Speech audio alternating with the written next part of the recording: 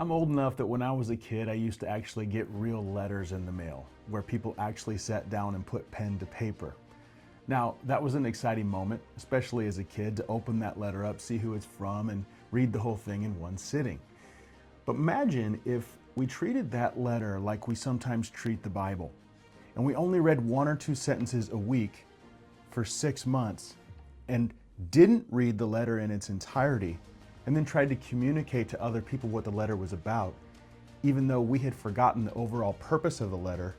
because we only ever read it in small chunks, and then got out a dictionary to look up what the words meant in the 1 or 2 sentences a week that we read over the course of that time. Trying to communicate it to people would actually be quite confusing.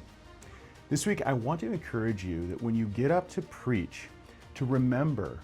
that when we read something out of the scripture, a lot of people have forgotten what came before it, what came after it, and the purpose for why it was written. And I want to encourage you to preach episodically, or in other words, handle one full pericope, because context is the key to comprehension.